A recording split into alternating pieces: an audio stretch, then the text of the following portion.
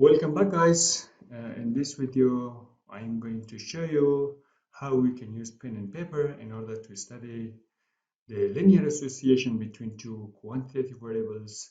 In other words, we will see how we can calculate a covariance, correlation, how we can sketch the scatter graph, and how we can estimate A and B from the linear model.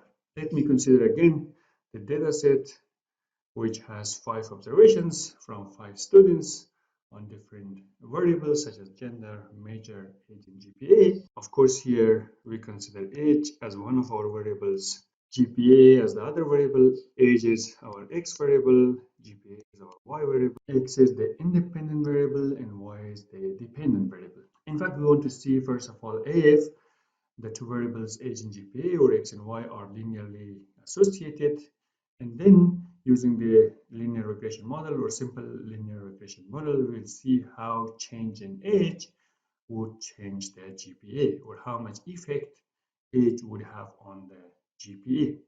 Okay, now let me start with the covariance first. If you recall, the formula of the covariance is equal to 1 over n, the sum of xi minus x bar.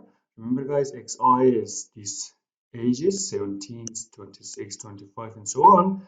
X bar is the average of the variable age, which is 21 years old, times yi minus y bar. Yi is this GPA of the students, 2.7, 3.4, 3, and so on. Y bar is the average GPA, which is 3. Now, of course, we know that n is equal to 5 because we have 5 observations. Okay, now inserting everything in that summation, covariance is equal to n minus 1 is of course 5 minus 1 is 4 here. We start with the first observation. First observation has 17 years old, 17 xi, 17 minus 21, which is the average, times yi minus y bar. Yi is 2.7 here, as you can see, minus 3 is the average, plus 26 minus 21, the second student, 26 minus 21, which is the average, times 3.4, the GPA of that student, minus the average GPA, which is 3. So we continue this this was for the second student, this was for the first student, this is for the third student, this is for the fourth student, this is for the fifth student. A little bit of calculation here. What I get here is again 1 over 4 remaining the same. This 17 minus 21 is minus 4, minus 0.3.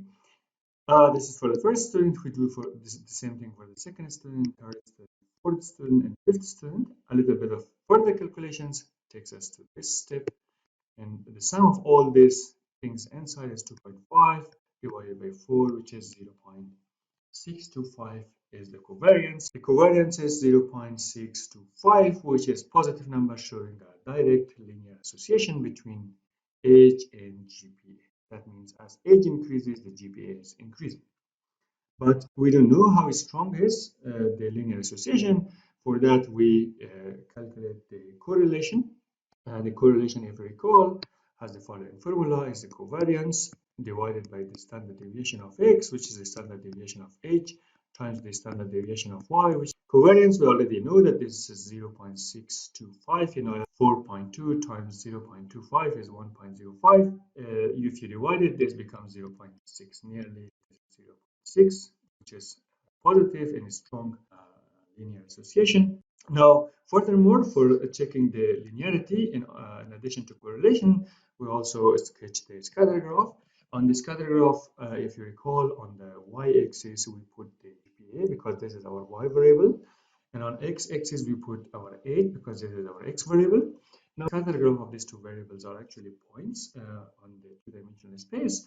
The x coordinate of that point is age. The y coordinate of that point is the GPA. For each individual student in our data set, we have 1 point. Let me start with the first student. The first student is 17 years old and has the GPA of 2.7. 17 is here.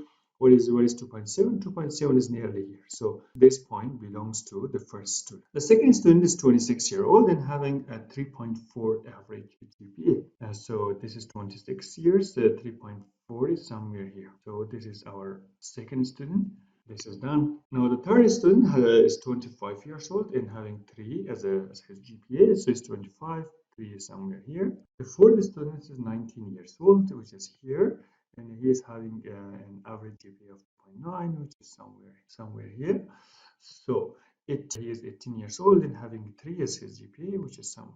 Now look guys, I emphasize again each of these points representing one student. For example, the first point representing the first student here, 17 years old, about 2.7 GPA. Now from the scatter graph as well, we can see a kind of positive trend this way.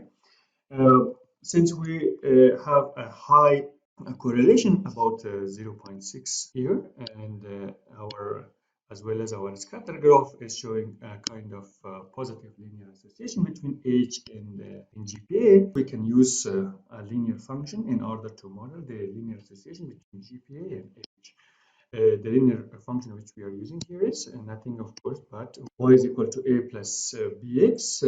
Y is, of course, the GPA, x is the age, and we already know that y bar is 3, x bar is 21. The variance of x 17.5. I need these three in order to calculate a and b. Okay, you know that this y we have, this is our GPA, this x we have, this is our age. What we don't have is actually a and b. That means we have to find A, we have to find B. The formula to find B, let me start with B. The formula to find B is this. B is equal to covariance of x and y divided by the variance of x. Covariance we already calculated, this is 0.625 divided by the variance of x, which is 17.5. And if you divide these two, you get 0.04, which is the value of B.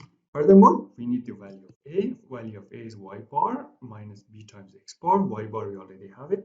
It's 3 here. 3. B already we calculated. B is 0.04 minus, remember guys, this is minus 0.04 times x bar, which is 21. Just use that here. Calculation, here you get A as to be 2.16. Hence, y is equal to 2.16, which is the value of A, plus 0.04, which is the value of B, times x. In other words, GPA is equal to 2.16 plus 0.04. First conclusion that you can make is H has positive effect on GPA. What that practically means is that older students are having higher GPA. Second, with another year in age, the GPA increases by how much? By this much, by 0.0